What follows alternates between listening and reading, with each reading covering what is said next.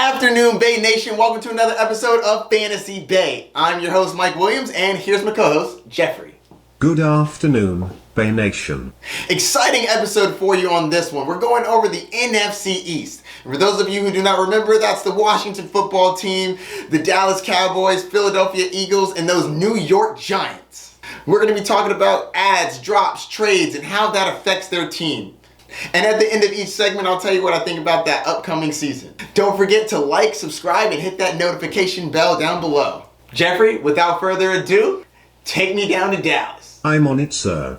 Here we go.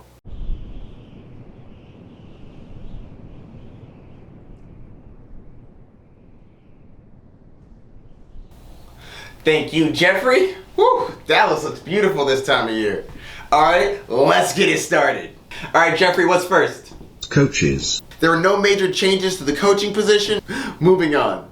Quarterbacks. Dak Prescott suffered a horrific season-ending injury last year. And luckily, he came back, he's healthy, and the Dallas Cowboys gave him a nice new contract. They gave him a 4-year, $160 million, making him the third highest paid player in the league. That is incredible. Good job, Dak. You deserve it, man. You deserve it. But unfortunately, he's currently dealing with a shoulder injury. For more details, check out my injury episode. I go over all the injuries and how long they're going to take, etc. But he had an MRI, and then the Cowboys put out that really weird tweet. It's not a setback, and it's not something to worry about, but Dak Prescott is planning on getting another MRI. That's kind of sketch. What do you mean? Don't worry. He's just trying it out. Getting the MRI for a second opinion. I'm sure nothing's wrong. Kind of sketchy. Not excited about that. But that being said, I'm still drafting Dak Prescott. I do like Dak. I think he's a great player and he has incredible upside. All right, Geoffrey, next position. Wide receivers. Amari Cooper had off-season ankle surgery and he has recovered. He's not 100% yet, but he's getting close. If you want some more details on that, check out my injury report video and I go over all of the injuries. Moving on. CeeDee Lamb is possibly going to be playing more on the outside, and I think Michael Gallup's going to move into the slot. It looks like they're going to be moving these receivers to different positions depending on the matchups. And I'm really excited about this. It'll make the offense more versatile. I love the Dallas Cowboys offense this year. I think that they're going to be an absolute powerhouse. CeeDee Lamb is an absolute beast, and this year, he breaks out. You definitely won't be disappointed if you pick up CeeDee Lamb. And you can get him in like the 3rd round. That's an excellent spot for a wide receiver that could end up easily in the top 10, possibly in the top 5. Dak Prescott and him have already started getting up rapport. I'm very excited about what he can do this year. He had an incredible rookie year with Andy Dalton and a bunch of bums throwing him the ball. This year, he breaks out.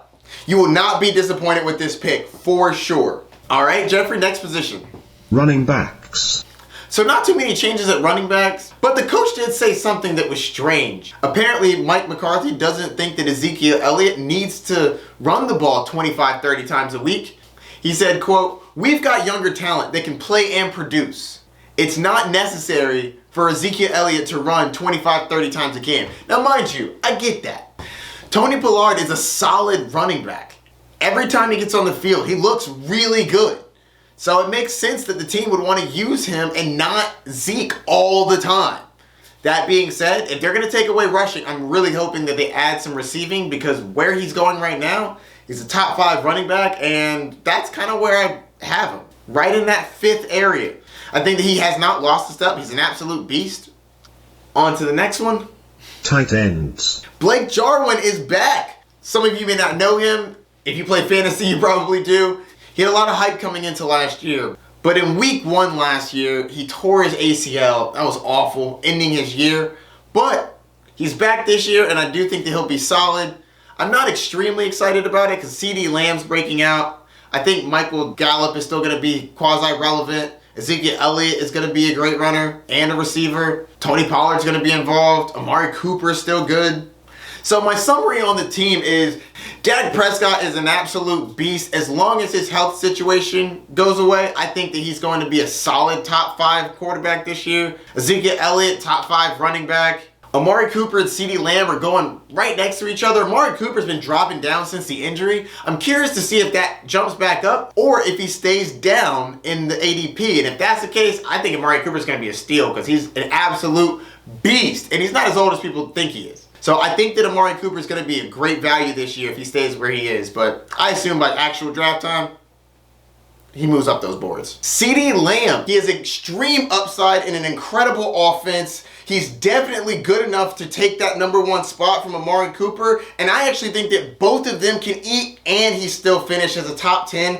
And if the ball falls the right way, there's a shot at him making it into the top 5. That guy is that elite. He is an incredible athlete. And this offense is going to throw the ball. He had an incredible rookie season last year without Dak Prescott. He had Andy Dalton and a bunch of bums throwing him the ball. Yes, he is going to break out this year, and you're going to want him on your team. Michael Gallup is a solid wide receiver going pretty late.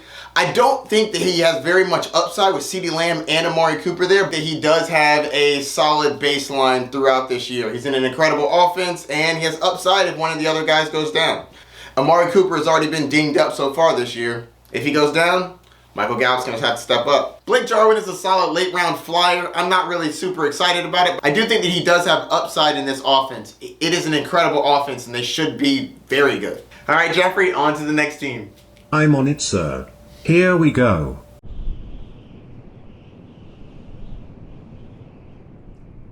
Philadelphia Eagles. Let's get it started. All right, Geoffrey, what's first?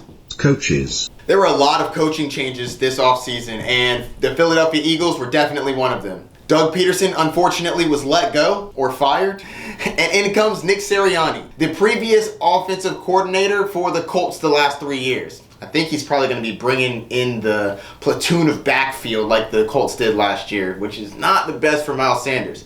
They're also bringing in offensive coordinator Shane Steichen. He was previously the offensive coordinator for the LA Chargers. He's credited for making Justin Fields a more efficient downfield passer, which can definitely help Jalen Hurts. All right, moving on to the next one. Quarterbacks. The previous starting quarterback, Carson Wentz, got benched at the end of last year, and Jalen Hurts stepped up in his place. Carson Wentz was traded to the Indianapolis Colts for a 2021 third-round pick and a conditional 2022 second-round pick. So now that Carson Wentz is out of the way, Jalen Hurts slides in and he's going to be the starting quarterback. He's known most for his legs, but he can also throw the ball. I think he has a lot of upside this year, especially because of his legs. I think he's going to be a solid quarterback, and you know how in fantasy football, running quarterbacks are premium. But there is a rumor that the Eagles have been talking to Houston regarding the Deshaun Watson trade. At the moment, that's really just rumbling, so I'm not super concerned. I believe that as of right now, Jalen Hurts is a solid draft pick, and he should be good for fantasy. All right, moving on to the next one. Wide receivers. For wide receivers, the Eagles drafted Devonta Smith in the first round of this year's draft. Wide receiver out of Alabama, he's a speedster, very talented. At the moment, he's dealing with an MCL sprain. If you want more detail, check out the injury episode I had a couple days ago. They also have Jalen Reagor, and they re-signed Greg Ward. Unfortunately, Deshaun Jackson is no longer on the team. They had to release him. Their team last year was completely banged up. Deshaun Jackson was in and out. Alshon Jeffrey was in and out. It was a mess. All right, moving on to the next one. Running backs. The starting running back for this team is Miles Sanders. I do think that the new head coach is going to spread the ball around a little more. I don't think that they're going to just have one running back that's the main guy. And Miles Sanders has been struggling with drops recently, which is another reason why I think they brought in this next player. In the 5th round, the Eagles drafted Kenneth Gainwell. He's a great receiving back. He might be a solid late round flyer if you want to get ahead of the curve. That being said, this is a pretty crowded backfield. The Eagles also re-signed Boston Scott for a 1-year, $920K deal. And they brought in Kerryon Johnson for 1 year, a little over $1 million. So this backfield seems a little murky. I'm not a big fan of it, to be honest with you. All right, moving on to the next one. Tight ends. Dallas Goedert and Zach Ertz. Let's start with Zach Ertz. I'm actually surprised he's even still on the team. He's owed $8.5 million this year, and he's not been playing very well, which is why the second tight end, Dallas Goedert, has been getting so much hype because everybody expected Zach Ertz to be gone and Dallas Goedert to move in. It hasn't worked out that way. So it looks like both of them are going to be involved in this offense. And it makes me nervous for either of them if both of them are involved. Because you also have a round 1 wide receiver that you picked up. And I believe they're going to try to use the running game. If I had to choose one, I'm picking Dallas Goedert. He's going fairly late. Zach Ertz, I believe, is almost undrafted because of the unknown of what he's going to do. But he has been good in the past, so we'll see how he does. I'm not banking on it, though. He has not been looking good in the last year. All right, in a summary of what I think about this team and their players. Jalen Hurts, I think, is a solid draft pick. You can get him fairly late, and he's going to use his legs. Quarterbacks that use their legs are always more valuable. Wide receiver position, I like Devonta Smith. He's not going too high. I think that he is a very talented wide receiver, very fast. And I believe he's going to get over that MCL injury and come back strong. Jalen Reagor is a flyer at best. I'm really not touching him, to be honest with you. At the running back position, I'm personally staying away from Miles Sanders unless he drops low enough. I don't think that he's going to get a predominant workload, so I'm not really trying to grab him. Kenneth Gainwell would be a late round flyer just in case he gets more work in the passing game. And at tight end, Dallas Goedert is the tight end to have if you're going to pick one of the two. He isn't going crazy high in drafts like Zach Ertz used to do back in the day, and I'm really not trying to draft Zach Ertz. All right, I think that's going to do it for the Eagles. Jeffrey? Yes, sir. On to the next team. I'm on it, sir. Here we go. It's time to talk about the Washington football team. Let's get it started. All right, Jeffrey, what's first? Coaches. There were no changes at the coaching position. Next. Quarterbacks. Dwayne Haskins was waived. Obviously, they don't need him anymore. He played pretty bad. They also released Alex Smith, which I'm happy Alex Smith got to come back and play football for the time that he did get to play. He had a horrific injury previously and he came back. It's a very inspiring story, but now he is retired. And in comes Ryan Fitzpatrick, or as I like to call him, Fitzmagic. I've got the magic in me. Ryan Fitzpatrick is not afraid to throw it deep, and I think that's going to be incredible for Terry McLaurin. I'll get to that in a minute. I do like Ryan Fitzpatrick for the Washington football team, and I think he's going to have a fairly solid year. I don't think he's going to end in the top 10 or anything like that, but I do think that you will get some very playable games out of Ryan Fitzpatrick. All right, Jeffrey, next position. Wide receivers.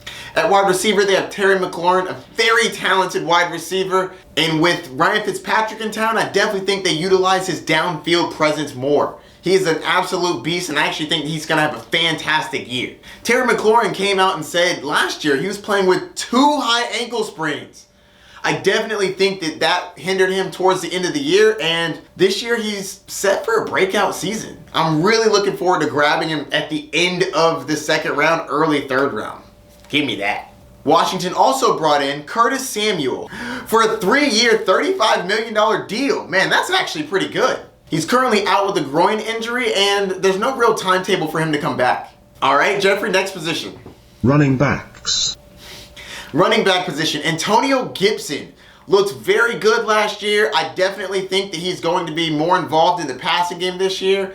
And in general, he seems to be taking a step forward. At least that's what Ron Rivera says. Ron Rivera thinks that he's maturing. He's seeing lanes a little better. Now, don't forget, Antonio Gibson wasn't always a running back when he was in college. They was used more as a gadget player, a lot of receiving. But now he's a true running back, and I do believe that they're going to get him more involved in the passing game, which is only going to make him more lethal.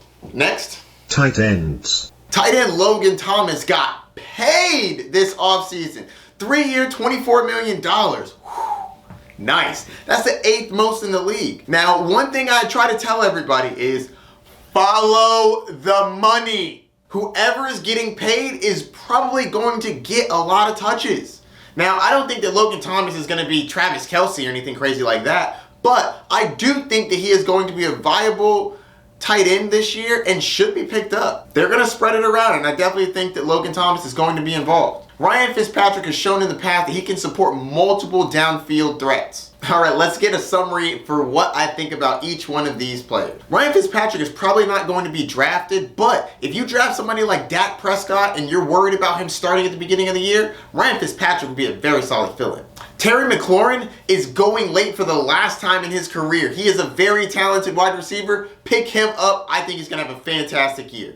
Curtis Samuel, maybe worth a late round flyer. I'm very curious as to how long this injury is going to last, but I do think that Ron Rivera is going to utilize Curtis Samuel to the best of his abilities. Very versatile.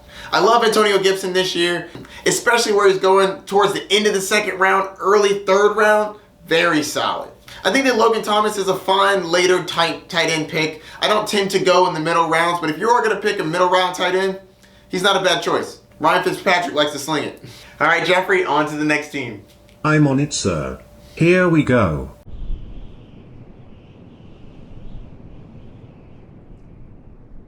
Now it's time to talk about those New York Giants. All right, Geoffrey, what's first? Coaches. Yep, no major coaching changes. Next. Quarterbacks. Daniel Jones is still the quarterback. He's still going to throw a lot of picks and throw a lot of fumbles, but he has new receivers, so I do think that he should be at least a little bit better. Next. Wide receivers. All right, the wide receiver position, they still have Sterling Shepard and Darius Slayton, but they did just bring in a new wide receiver free agent, Kenny Golladay. Yes, Kenny Golladay is a very talented wide receiver, big boy, fast, good downfield. He's not a high reception type of wide receiver, but he can definitely get it deep, and he's great at contested catches. That being said, he is currently injured with a hamstring injury. He's projected to be out for about 2 to 3 weeks. I'll be keeping an eye on that and updating you with his progress. They did sign him to a 4-year, $72 million. Man, that's a lot of money. He's the 6th highest paid wide receiver in the league. They're going to use him, or at least Daniel Jones is going to try to. In regards to Sterling Shepard and Darius Slayton, I'm really not excited for them this year. Not a big fan of Daniel Jones, and I feel like the ball is going to be spread around a lot. You have Saquon Barkley back. Kenny Golladay is now there. He's going to be soaking up a lot of the targets. I'm just not seeing the upside for these guys. All right, moving on to the next one. Running backs. Running back position. This one gets interesting.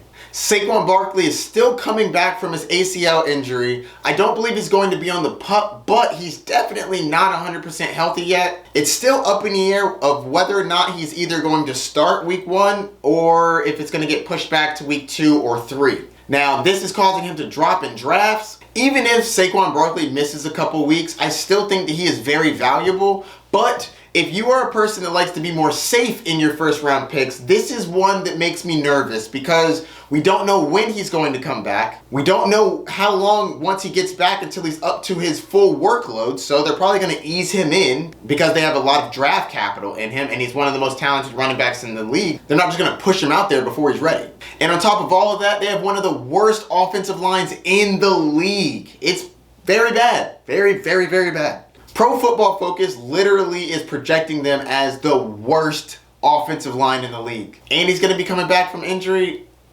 Makes me a little nervous taking him in the top 5. Yikes.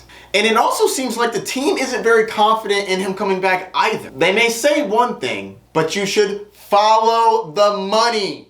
They brought in Devontae Booker, 2 years, $5.5 million.